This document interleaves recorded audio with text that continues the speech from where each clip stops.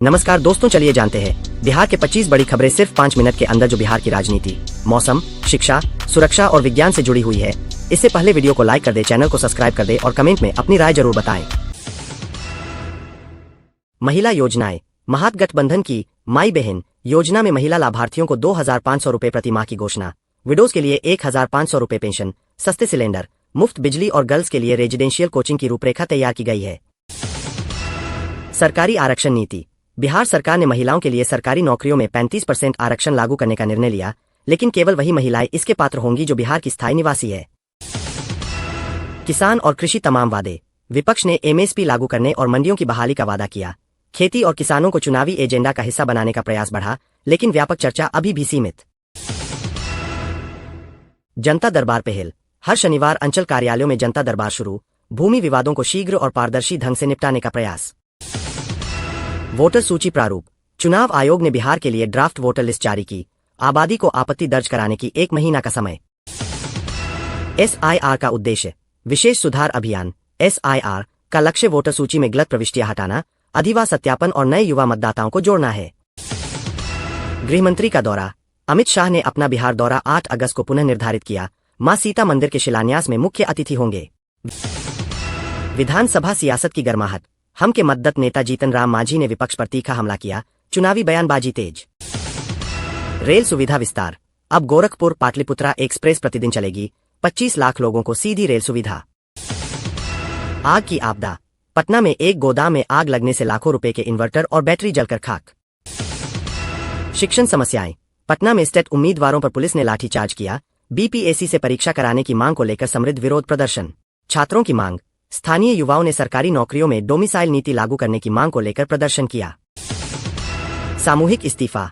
LJP Ramvilas के 139 नेताओं ने भ्रष्टाचार आरोपों के चलते सामूहिक इस्तीफा दे दिया। वे जोनडीए से जुड़े रहेंगे।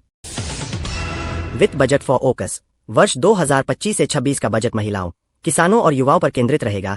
विशेष कल्याण योजनाएं प्रस्तावित। विद्युत परियोजना। भागलपुर में $3 अरब की लागत से 2,400 मेगावाट क्षमता वाला थर्मल पावर प्लांट बनने जा रहा है। नेताजी की सुरक्षा। चुनाव को ध्यान में रखते हुए सम्राट चौधरी को Z+, तेजस्वी को Z, पप्पू यादव को Y+ सुरक्षा श्रेणी दी गई। बस ऑपरेटर्स का बंद हड़ताल संकेत। 25 अगस्त से बस ऑपरेटर राज्यव्यापी चक्का जाम की धमकी दे रहे हैं। अनियमित चैलेंज और अनुमति देरी का विरोध। कागजी गलती या मजाक। कुत्ता बाबू के बाद कैट कुमार नाम से निवास प्रमाण पत्र आवेदन ने प्रशासन की विश्वसनीयता पर सवाल खड़े कर दिए। दलित युवा जन आंदोलन। जनसुराज यात्रा में पीके ने कहा, बिहार के 50 लाख युवाओं को छठ पूजा के बाद रोजगार उपलब्ध कराया जाएगा। भर्ती। बैंकिंग क्षेत्र। एसबीआई क्लर्क भर्ती प्रक्रिया शुरू। 5,180 से अधिक पदों के लिए आवेदन आमंत्रित किए गए। सरकारी स्थानांतरण पोर्टल। बिहार में सरकारी कर्मचारियों के लिए आपसी स्थानांतरण का ऑनलाइन पोर्टल सुचारू हुआ। सुपौल में युवाओं के लिए ड्रोन प्रशिक्षण केंद्र खोलने की घोषणा हुई, जिससे तकनीकी शिक्षा को बढ़ावा मिलेगा। गोपालगंज में बिजली कटौती से आक्रोशित लोगों ने प्रदर्शन किया। विभाग ने जल्द सुधार का वादा किया। छपरा में महिला सशक्तिकरण सम्मेलन में 500 महिलाओं ने भाग लिया, जहां स्वरोजगार और शिक्षा पर चर्चा हुई। अरिया में बाढ़ प्रभावित क्षेत्रों में राहत सामग्री वितरित की गई और सरकार ने राशन और सहायता राशि पहुंचाई। सरकार ने सरकारी स्कूलों में बच्चों के लिए मुफ्त ड्रेस योजना लागू की, जिससे गरीब परिवारों को राहत मिलेगी। जमुई में किशोरी से छेड़खानी मामले में 2 आरोपी गिरफ्तार हुए और पुलिस ने स्कूलों में जागरूकता अभियान की घोषणा की। पूर्णिया में इति छात्रों को रोजगार मेले में नियुक्ति पत्र दिए गए, जिसमें टेक्निकल और नॉन टेक्निकल पद शामिल थे। पटना के कई इलाकों में बिजली संकट गहराया। जनता में नाराजगी है और विभाग ने तकनीकी खराबी दूर करने का आश्वासन दिया। बिहार चुनाव को लेकर प्रदेश में हलचल तेज हो गई है। कई जिलों में नेताओं ने जनसभाएं शुरू कर दी है। वहीं प्रत्याशियों की सूची पर भी चर्चा जोरों पर है। नीतीश कुमार ने एक सभा में कहा कि वह विकास के मुद्दे पर चुनाव लड़ेंगे। जाति पाति की राजनीति से जनता ऊब चुकी है।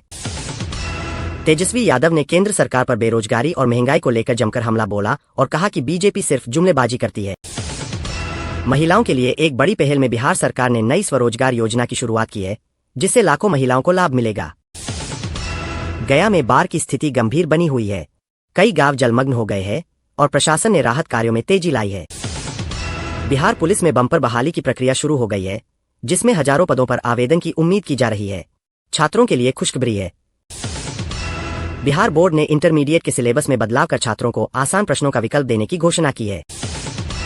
दरभंगा में एक निजी स्कूल के छात्रों ने फीस वृद्धि के विरोध में प्रदर्शन किया। स्कूल प्रशासन ने जांच का आश्वासन दिया है। बेतिया में एक बड़ा सड़क हादसा हुआ जिसमें 4 लोगों की मौत और कई घायल हो गए।